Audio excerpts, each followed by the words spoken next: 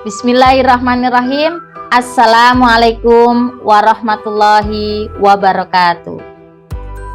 Baiklah anak-anak, berjumpa kembali dengan saya Ibu Siti Zubaidah SPDI, tentunya pada mata pelajaran Pendidikan Agama Islam kelas 12. Baiklah anak-anak, pada kesempatan kali ini kita akan membahas yaitu tentang pernikahan dalam Islam. Sebelum kita memasuki materi tentang pernikahan dalam Islam, tentunya kita akan mengetahui terlebih dahulu yaitu tentang kompetensi dasar dan tujuan pembelajaran. Adapun kompetensi dasar daripada materi pernikahan dalam Islam ini adalah 1. KD.6 menganalisis dan mengevaluasi ketentuan pernikahan dalam Islam. Kemudian yang kedua, KD 4.6 menyajikan prinsip-prinsip pernikahan dalam Islam. Dan tujuan pembelajarannya adalah 1. Meyakini kebenaran ketentuan pelaksanaan pernikahan berdasarkan syariat Islam. Yang kedua, menunjukkan sikap bersatu dan kebersamaan dalam lingkungan masyarakat sebagai implementasi ketentuan pernikahan dalam Islam. Yang ketiga, menjelaskan ketentuan pengertian pernikahan berdasarkan syariat Islam dengan jelas. Yang keempat, menelaah dalil-dalil pernikahan berdasarkan syariat Islam dengan cermat dan teliti. Dan tujuan pembelajaran yang terakhir yaitu pembahasan pernikahan.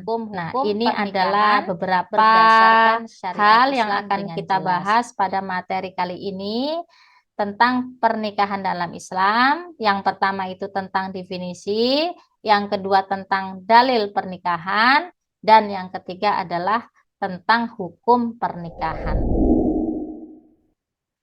Apa itu pernikahan atau munakahat? Nah, di sini ada 4 pengertian yang dipakai Al-Quran berkaitan dengan pernikahan. Yang pertama, uqdatun nikah, yang artinya perjanjian yang kuat. Kemudian yang kedua, zawaja, itu artinya pasangan. Ketiga, misakun ghaliza, ikatan yang kokoh. Dan yang keempat adalah mawaddah warohmah, yaitu kasih sayang yang dirahmati. Kemudian, apa itu pernikahan atau munakahat secara terminologi? Nah, di sini kita akan mengetahuinya. Nah, pernikahan dan munakahat secara terminologi adalah akad yang membolehkan halal hubungan intim dengan menggunakan kata angkah tuka, yang artinya menikahkan, kemudian zawaj tuka, kemudian yang artinya mengawinkan, dan terjemah daripada keduanya. Kemudian kita akan mengetahui apa itu pernikahan atau munakahat menurut Undang-Undang Nomor 1 Tahun 1974 Pasal 1. Pernikahan adalah ikatan lahir dan batin antara seorang wanita dengan seorang pria sebagai suami istri dengan tujuan membentuk keluarga rumah tangga yang bahagia dan kekal berdasarkan ketuhanan yang Maha Esa. Setelah kita mengetahui beberapa pengertian tadi, kita akan mengetahui dalil tentang pernikahan. Yang pertama terdapat pada surat Ar-Rum ayat 21. A'udzubillahi minasyaitonirrajim. Bismillahirrahmanirrahim. Wa min ayatihi an khalaqalakum min anfusikum azwajal litaskunu ilaiha.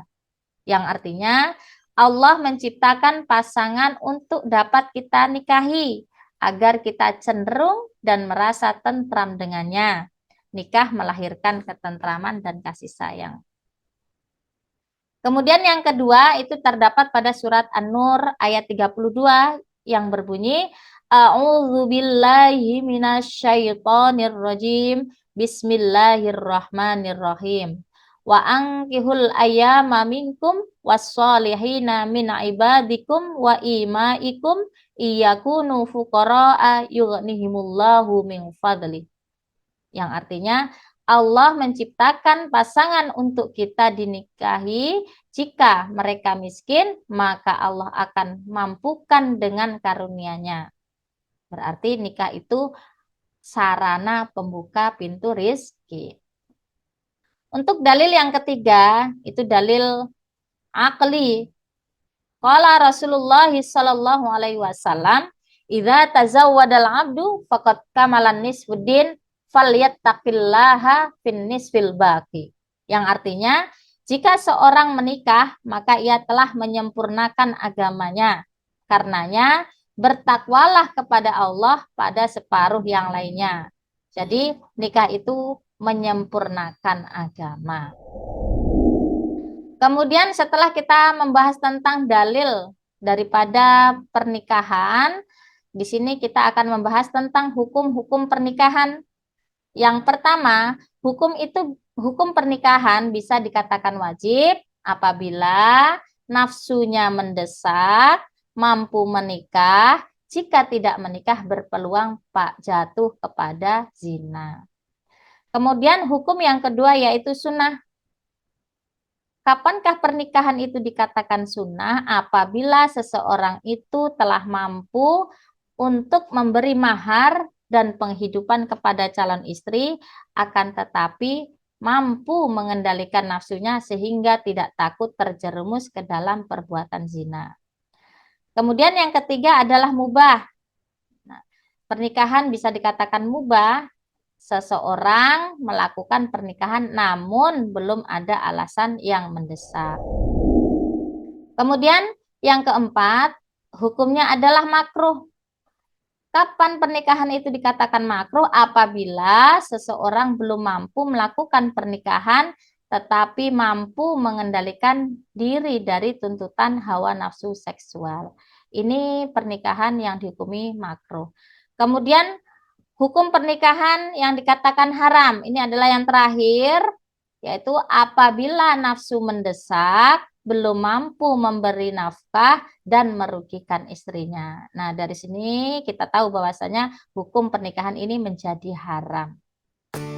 Baiklah anak-anak, sekiranya cukup sekian dari Ibu, dan akhirnya wabillahi taufiq wal hidayah.